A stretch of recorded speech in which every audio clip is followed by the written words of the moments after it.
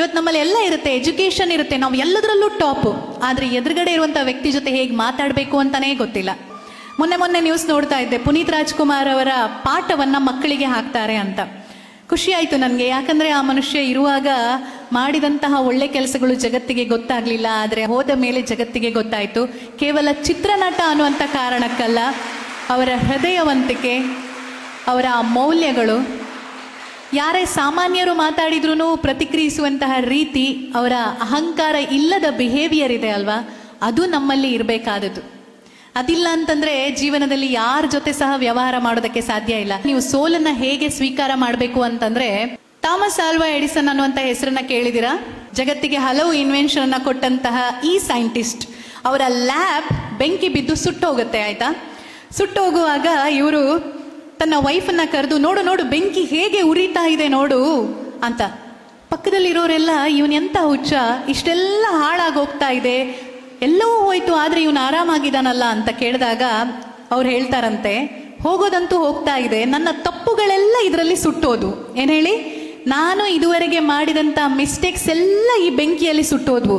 ಇನ್ ಮುಂದೆ ಆ ತಪ್ಪುಗಳನ್ನ ಮಾಡೋದಿಲ್ಲ, ಹೊಸದಾಗಿ ಜೀವನವನ್ನ ಕಟ್ಕೋತೀನಿ ಅಂತ.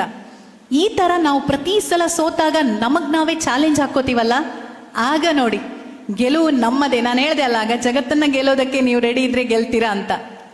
ದಿ ಆಲ್ಕೆಮಿಸ್ಟ್ ಅಂತ ಒಂದು ಬುಕ್ ಇದೆ ಆಯ್ತಾ, ಜಗತ್ತಿನಲ್ಲಿ ಅತ್ಯಂತ ಹೆಚ್ಚು ಮಾರಾಟವಾದಂಥ ಪುಸ್ತಕಗಳಲ್ಲಿ ಇದು ಒಂದು.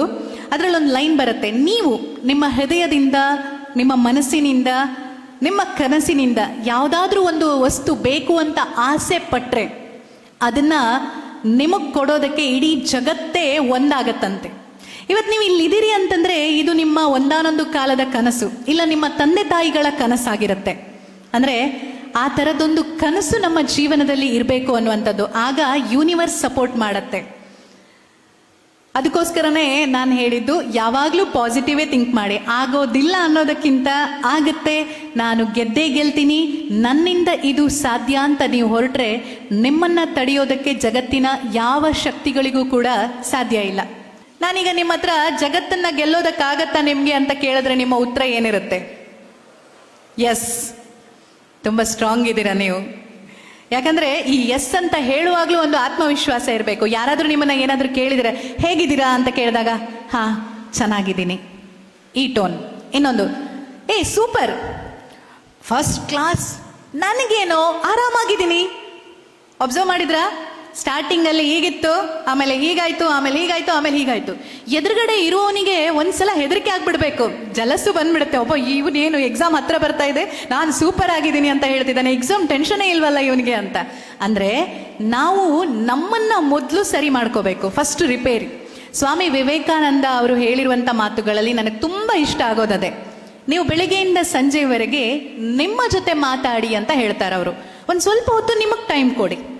ನಿಮಗೆ ನೀವು ಟೈಮ್ ಕೊಡಲಿಲ್ಲ ಅಂದರೆ ಜಗತ್ತಿನ ಒಬ್ಬ ಎಕ್ಸಲೆಂಟ್ ವ್ಯಕ್ತಿಯ ಜೊತೆಯಲ್ಲಿ ಮಾತಾಡುವಂತಹ ಅವಕಾಶವನ್ನ ನೀವು ಮಿಸ್ ಮಾಡಿಕೊಂಡ ಹಾಗೆ ಅಂತ ಹೇಳ್ತಾರೆ.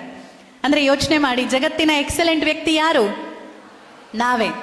ಮೊದಲು ನಮ್ಮ ಮೈಂಡ್ ವಾಯ್ಸ್ ಕೇಳಬೇಕು, ಅದೇನು ಹೇಳುತ್ತೆ ಅಂತ. ನೀವು ಗುರಿಯನ್ನು ಡಿಸೈಡ್ ಮಾಡುವಾಗಲೂ ಹಾಗೆ, ಓಕೆ ನೀವೇನೋ ಆಗಬೇಕು ಅಂತ 5 ವರ್ಷ ಆದಮೇಲೆ ನೀವೇನಾಗಬೇಕು ಅಂತ ಬರೆದಿದ್ದೀರಲ್ಲ, ಅದನ್ನು ನಿಮ್ಮ ಮನಸ್ಸು ಏನು ಹೇಳ್ತಾ ಇದೆ? ಎಸ್, ಹೌದು, ನೀನು ಇಲ್ಲೇ ಇರಬೇಕಾಗಿರೋದು, ನಿನ್ನ ಪೊಸಿಷನ್ ಇದೆ ಅಂತ ಹೇಳ್ತಿದೆ ಅಂತಂದ್ರೆ ಅದನ್ನ ಕೇಳುವಂತಹ ತಾಳ್ಮೆ ನಿಮ್ಮಲ್ಲಿರಬೇಕು. ಇದೆಲ್ಲ ಒಂದೇ ಸಲ ಆಗೋದಿಲ್ಲ ಆಯ್ತಾ, ತುಂಬ ಪೇಷನ್ಸ್ ಬೇಕಾಗುತ್ತೆ, ನಿಮ್ಮ ಹಾರ್ಡ್ ವರ್ಕ್ ಬೇಕಾಗುತ್ತೆ. ಪ್ರತಿದಿನ ನೀವು ವರ್ಕ್ ಮಾಡುವಂಥದ್ದು ಓದೋದು ಅಷ್ಟೇ ಅಲ್ಲ, ನಿಮ್ಮ ಸಂಘ ಅಂದ್ರೆ ನಿಮ್ಮ ಸುತ್ತಮುತ್ತ ಇರುವಂಥ ವ್ಯಕ್ತಿಗಳು ಕೂಡ ಹಾಗೇ ಇರಬೇಕು.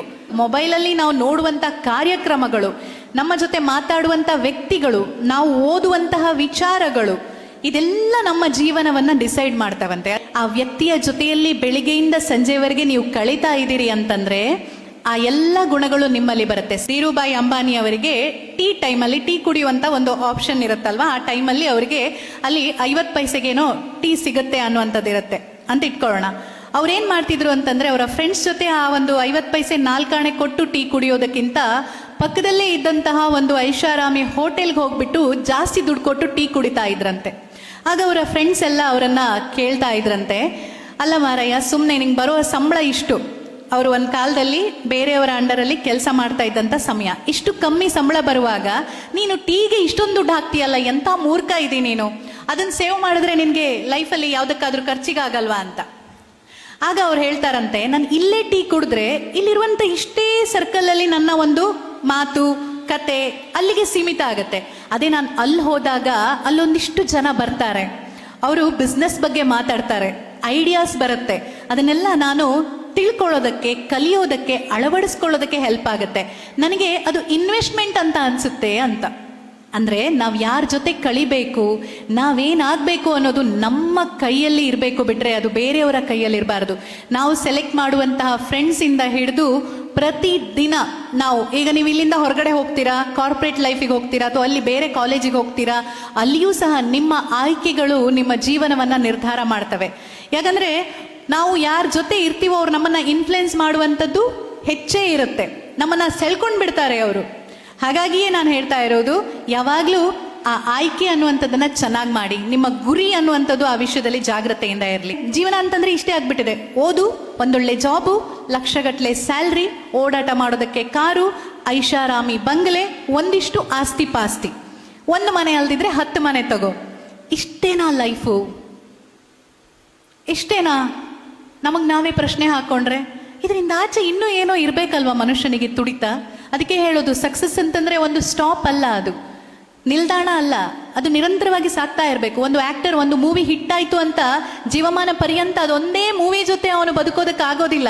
ಇನ್ನೊಬ್ಬ ಯಾರೋ ಬರ್ತಾನೆ ಮತ್ತೆ ಇನ್ನೊಂದು ಹಿಟ್ ಕೊಡೋದಕ್ಕೆ, ಇವನು ಅವನ ಜೊತೆ ಹೋರಾಟ ಮಾಡಲೇಬೇಕು.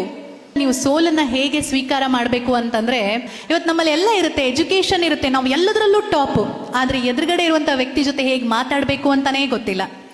ನಿಮ್ಮಲ್ಲಿ ಎಷ್ಟೋ ಜನ ಮುಂದೆ ಡಾಕ್ಟರ್ ಆಗ್ಲಿಕ್ಕಿದ್ದೀರಾ, ಅಂಡ್ ಖಂಡಿತ ಆಗ್ಬೇಕು.